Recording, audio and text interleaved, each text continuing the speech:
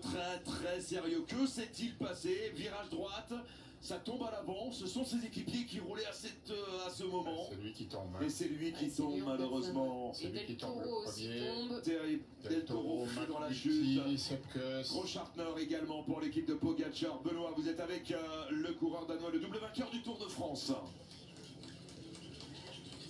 Ouais, toujours au sol, Jonas Vingegaard à qui on a passé une attelle, enfin en tout cas un soutien au niveau du bras droit. Il est en train de se relever à l'instant avec le staff médical. On était dans un virage droite effectivement, mais qui se faisait dans un rond-point avec en plus une partie pavée à l'intérieur et un petit terre-plein central au milieu. C'est là qu'il y a eu la sortie de route de Jonas Vingegaard qui malheureusement va abandonner le Tour maintenant. Il va rentrer dans l'ambulance à l'instant. Le Tour se termine à l'instant pour Jonas Vingegaard. C'est une image dramatique pour Jonas Vingegaard qui n'a jamais abandonné le Tour de France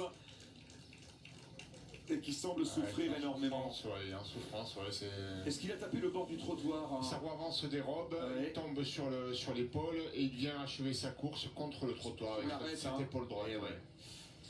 Image terrible. Il entraîne dans sa chute Sepp Kuss, McNulty et Del Toro.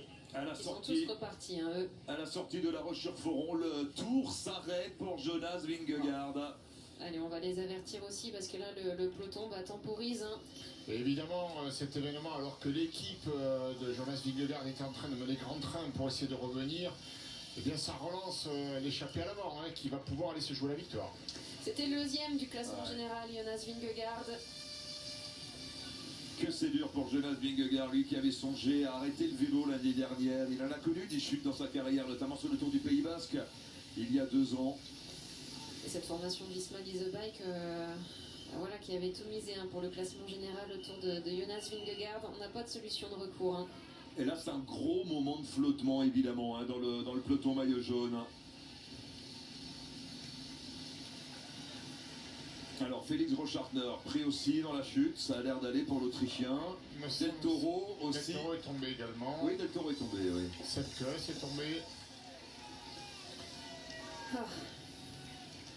Gros moment de flottement. Benoît, racontez-nous un peu là ces instants, un peu de stupeur dans le groupe maillot jaune.